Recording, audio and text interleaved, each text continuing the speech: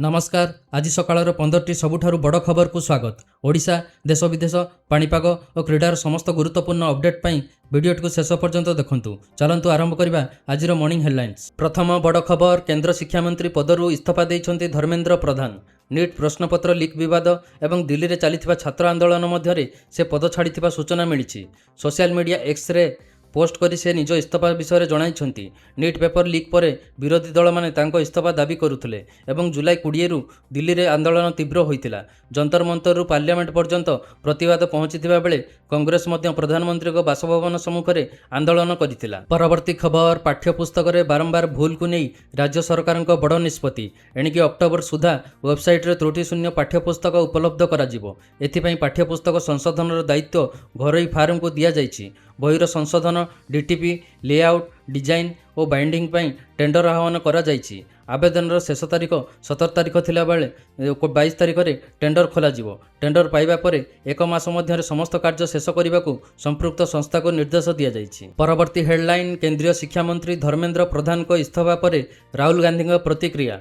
Video संदेश जारी करी राहुल कहिसंति देशर शिक्षा व्यवस्था को सुधारिबा दिगरे यह एक बड़ पदक्षेप।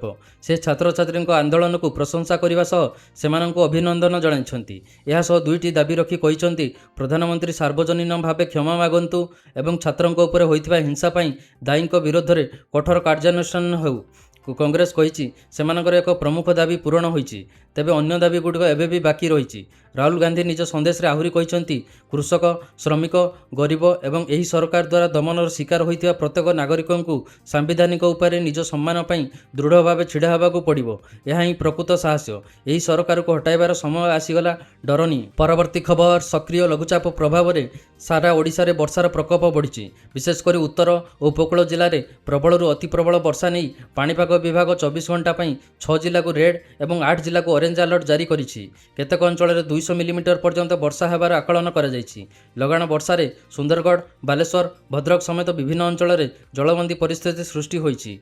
कोईडारे घरे पानी पशिथिबा बेले अनेक अंचल पाणीघर रे रहिछि। पाणीपाग विभाग सूचना अनुसार अगस्ट 1 तारीख पर्यंत राज्य में भारी वर्षा जारी रहिबो। परवर्ती बड़ अपडेट, शनिवार सकाळु सुना और रूपा दर रे परिवर्तन देखा देइछि। भारतीय बाजार में 10 ग्राम 24 कैरेट सुनार दर 1,44,930 टंका थिबा बेले 22 कैरेट सुनार दर 1,32,850 टंका रहिछि। भुवनेश्वर और मुंबई रे एही दर समान रहिछि। अन्यपटे नुआ दिल्ली रे 24 कैरेट सुनार दर 1,45,080 टंका एवं 22 कैरेट 1,33,000 टंका रहिछि। सेहीपरि चेन्नई रे 24 कैरेट सुना 1,35,090 टंका और 22 कैरेट सुना 1,33,000 टंका रे कारोबार हेउछि। परवर्ती हेडलाइन, ओडिशार टेक्नोलोजी क्षेत्र पई आसीछि बड़ खबर। आगामी 5 वर्ष रे राज्य रे प्राय 15,000 कोटी टंकार निवेश हेबा सह 6,000 रु अधिक युवक युवतींक पई सीधासळख नियुक्ति सुजोग सृष्टि हेबो। मुख्यमंत्री मोहन माझी उपस्थिति रे लोकसेवा भवन रे एचसीएल टेक एवं सर्वम एआई सह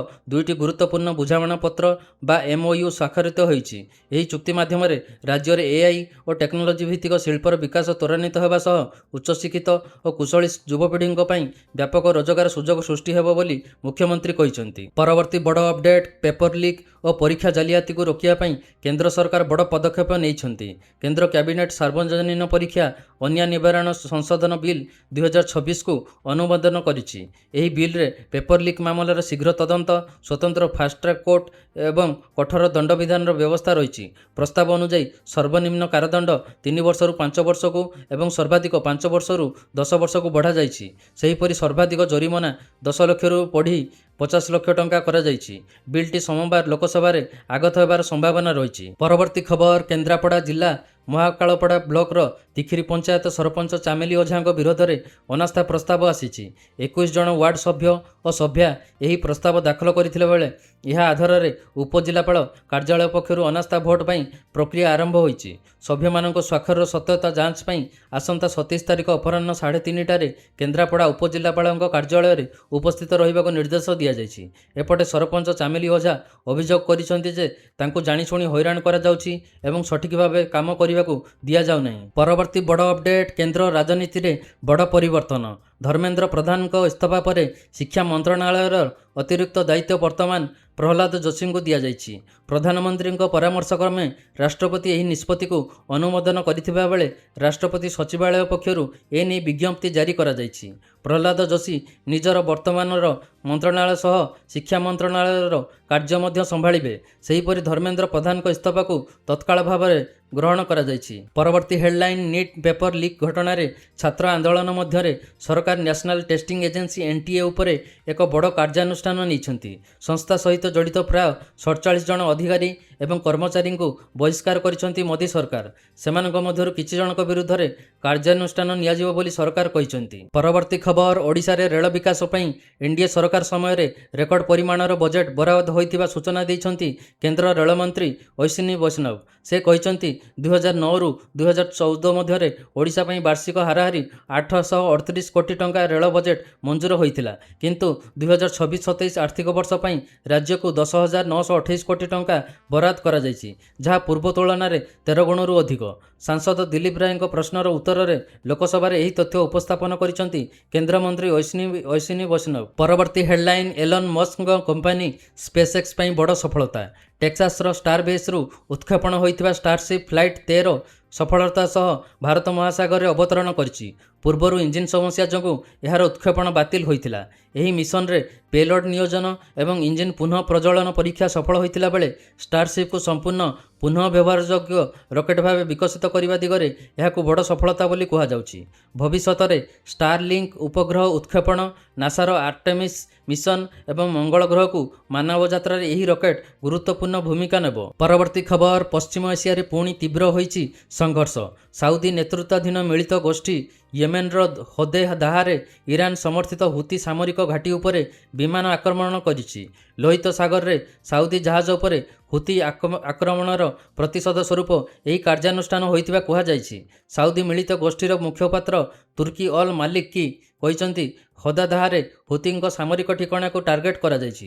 ଅନ୍ୟପଟେ ହୁତି ପରିଚାଳିତ ଅଲ୍ ମାସିରାହା ଟିଭି ଦାବି କରିଛି ଯେ ରାଷ୍ଟ୍ରାୟତ୍ତ ଟେଲିକମ୍ କମ୍ପାନୀର କାରଖାନା ଓ ୟେମେନ୍ର ପଶ୍ଚିମ ଉପକୂଳର କାମାରାନ୍ ଦ୍ୱୀପକୁ ମଧ୍ୟ ଟାର୍ଗେଟ୍ କରାଯାଇଛି। ପରବର୍ତ୍ତୀ ଖବର, ଜିମ୍ବାୱେରେ ଟିମ୍ ଇଣ୍ଡିଆ ସିରିଜ୍ କବ୍ଜା।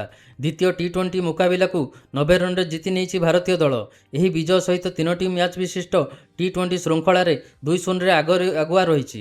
ପ୍ରଥମେ ବ୍ୟାଟିଂ କରି ଟିମ୍ ଇଣ୍ଡିଆ ଘରୋଇ ଦଳ ସାମ୍ନାରେ 219 ରନ୍ ବିଶାଳ ସ୍କୋର ଛିଡ଼ା କରିଥିଲା। ଏହାର ଜବାବରେ ଜିମ୍ବାୱେ ଦଳ ମାତ୍ର ସମସ୍ତ ୱିକେଟ୍ ହରାଇ ମାତ୍ର 129 ରନ୍ କରିବାରେ ସକ୍ଷମ ହୋଇଛି। ପରବର୍ତ୍ତୀ ହେଡଲାଇନ୍, ଗ୍ଲାସଗୋରେ ଆୟୋଜିତ 2026 କମନୱେଲ୍ଥ ଗେମ୍ସରେ ଭାରତ ନିଜର ବିଜୟ ଅଭିଯାନ ଆରମ୍ଭ କରିଛି। ପାରା ପାୱାର ଲିଫ୍ଟର ଝଣ୍ଡୁ କୁମାର ପୁରୁଷ ହେଭିୱେଟ୍ ବର୍ଗରେ ବ୍ରୋଞ୍ଜ ପଦକ ଜିତି ଦେଶ ପାଇଁ ପ୍ରଥମ ପଦକ ହାସଲ କରିଛନ୍ତି। ନାଇଜେରିଆର ରଲୁୱାନି ଇଦ୍ରିସ୍ ନିଜର ଶେଷ ପ୍ରୟାସରେ 212 କିଲୋ ଓଜନ ଉଠାଇବାରେ ବିଫଳ ହେବା ପରେ ଝଣ୍ଡୁଙ୍କ ପଦକ ପକ୍କା ହୋଇଥିଲା। ଏହା ଥିଲା ଆଜିର 15ଟି ବଡ଼ ଖବର। ଭିଡ଼ିଓ ଭଲ ଲାଗିଥିଲେ ଲାଇକ୍, ସେୟାର ଓ ସବସ୍କ୍ରାଇବ୍ କରି ବେଲ୍ ଆଇକନ୍ ଦବାନ୍ତୁ। ଆସନ୍ତାକାଲି ସକାଳେ ପୁଣି ନୂଆ ଅପଡେଟ୍ ସହ ଦେଖା ହେବ।